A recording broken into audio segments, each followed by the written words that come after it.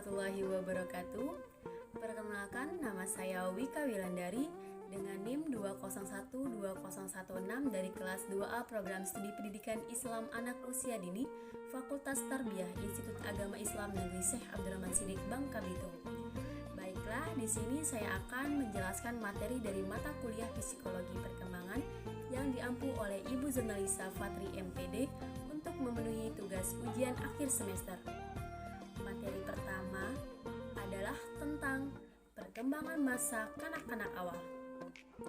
Pada masa perkembangan ini ada 3 tahap perkembangan, yaitu 1. Perkembangan fisik. Perkembangan fisik pada masa awal kanak-kanak dibagi menjadi beberapa aspek, yaitu 1. Tinggi. Pada aspek ini pertambahan tinggi badan setiap tahunnya rata-rata 3 inci. 2. Berat. Pertambahan berat badan setiap tahun rata-ratanya 3-5 pon. 3. Perbandingan tubuh. Perbandingan tubuh sangat berubah dan penampilan bayi tidak tampak lagi. 4. Postur tubuh. Perbedaan dalam postur tubuh untuk pertama kali tampak jelas dalam awal masa kanak-kanak. 5. Tulang dan otot. Tingkat pengerasan otot bervariasi pada bagian-bagian tubuh mengikuti hukum perkembangan arah. 6. Lemak. Anak-anak cenderung bertumbuh endomorfik, lebih banyak jaringan lemaknya daripada jaringan otot. 7. Gigi. Pertumbuhan selama 4-6 bulan pertama dari awal masa kanak-kanak. Pertumbuhan selama awal masa kanak-kanak berlangsung lambat dibandingkan dengan tingkat pertumbuhan masa bayi. Dalam awal masa kanak-kanak, kebiasaan fisiologis yang dasarnya sudah diletakkan pada masa bayi menjadi semakin baik. 2.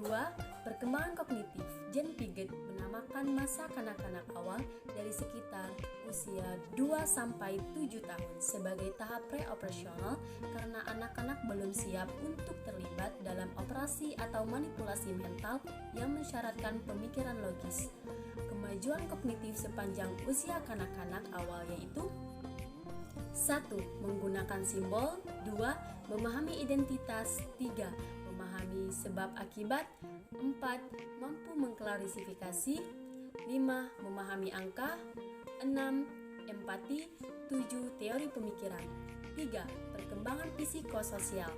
Secara kronologis, masa kanak-kanak atau early childhood adalah masa perkembangan dari usia 1 atau 2 tahun hingga 5 atau 6 tahun. Perkembangan biologis pada masa ini berjalan pesat, tetapi secara sosiologis ia masih sangat terikat oleh lingkungan dan keluarganya. Masa kanak-kanak sering disebut masa etika, masa indera, dan masa menentang orang tua. Anak-anak pada masa ini bersifat meniru, banyak bermain dengan lakon atau sandiwara atau hayalan, yang kadang-kadang dapat membantu dalam mengatasi kekurangan-kekurangannya dalam kenyataan. Tugas-tugas perkembangan pada fase ini meliputi 1. Belajar berbicara. 2. Belajar membedakan jenis kelamin. 3. Belajar mengadakan hubungan emosional dengan orang lain. 4. Belajar membedakan antara hal yang baik dengan hal yang buruk. 5. Membentuk konsep-konsep pengertian sederhana tentang kenyataan sosial dan alam. Adapun ciri-ciri masa kanak-kanak awal adalah sebagai berikut. 1. Usia yang mengandung masalah atau sulit. 2. Usia mainan. 3. Usia prasekolah. 4. Usia belajar berkelompok. 5. Usia menjelajah dan bertanya. 6. Usia meniru dan kreatif. Perkembangan yang terjadi pada periode ini dari segi perkembangan psikososial adalah 1. Perkembangan fisik dan motorik. 2. Perkembangan intelektual atau pengertian. 3. Perkembangan berbicara atau bahasa. 4. Perkembangan emosi. 5. Perkembangan sosial. 6. Perkembangan bermain. 7. Perkembangan kepribadian. 8. Perkembangan moral. 9. Perkembangan kesadaran beragama. Materi kedua yaitu tentang perkembangan masa dewasa awal. Dewasa awal adalah masa peralihan dari masa remaja menuju masa dewasa. Ciri-ciri kematangan dewasa awal menurut pendapat Anderson yaitu 1. Berorientasi pada tugas bukan pada diri atau ego. 2. Tujuan-tujuan yang jelas dan kebiasaan-kebiasaan kerja yang efisien. 3. Mengendalikan perasaan pribadi. 4. Keobjektifan. 5. Menerima kritik dan saran. 6. Pertanggungjawaban terhadap usaha-usaha pribadi. 7. Penyesuaian yang realistis terhadap situasi-situasi baru. 1. Perkembangan fisik. Ciri-ciri remaja awal yaitu 1. Terjadi pertumbuhan fisik yang pesat. 2.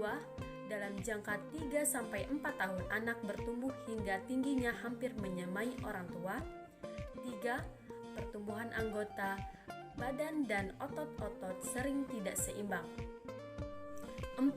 Pada laki-laki mulai memperlihatkan penonjolan otot-otot pada dada, lengan, paha, dan betis. Pada wanita mulai menunjukkan mekar tubuh yang membedakannya dengan tubuh kanak-kanak. 5. Dalam hal kecepatan pertumbuhan, terutama nampak jelas dalam usia 12-14 tahun, remaja putri bertumbuh demikian cepat meninggalkan pertumbuhan remaja pria. 6.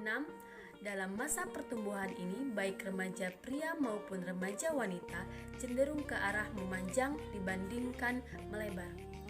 7.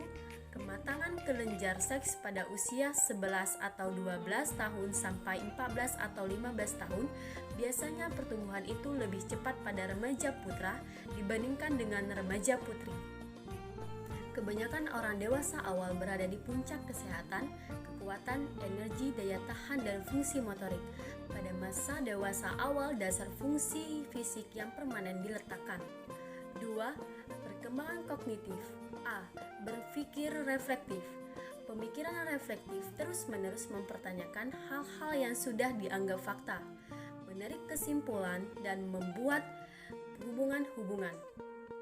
Berdasarkan tahap operasional formal Piaget, pemikiran reflektif dapat menciptakan sistem intelektual yang rumit, mempertemukan ide-ide atau pertimbangan yang saling berseberangan. B. Pemikiran pasca formal. Pemikiran postformal bersifat fleksibel, terbuka, adaptif, dan individualistis. Pemikiran ini dilandasi intuisi dan emosi juga logika untuk membantu seseorang mengatasi dunia yang tampak berantakan. 7. Tahapan rentang kehidupan perkembangan kognitif menurut K. Warner Say. 1. Tahap pemerolehan. 2. Tahap pencapaian. 3. Tahap tanggung jawab. 4. Tahap eksekutif. 5. Tahap reorganisasional. 6. Tahap reintegrasi. 7. Tahap penciptaan warisan. 3. Perkembangan psikososial. Kehidupan psikososial dewasa muda makin kompleks dibandingkan dengan masa remaja karena selain bekerja, mereka akan memasuki kehidupan pernikahan, membentuk keluarga baru, memelihara anak-anak, dan tetap harus memperhatikan orang tua yang semakin tua. Tugas-tugas perkembangan dalam masa dewasa awal sebagai berikut. 1. Memilih teman bergaul atau sebagai calon suami atau istri. 2. Belajar hidup bersama dengan suami atau istri. 3. Mulai hidup dalam keluarga atau hidup berkeluarga. 4. Belajar mengasuh anak-anak. 5. Mengelola rumah tangga. 6. Mulai bekerja dalam suatu jabatan. 7. Mulai bertanggung jawab sebagai warga negara secara layak. 8. Memperoleh kelompok sosial yang seirama dengan nilai-nilai pahamnya. Baiklah, mungkin hanya itu saja materi yang dapat saya sampaikan. Terima kasih atas perhatiannya. Wassalamualaikum warahmatullahi wabarakatuh.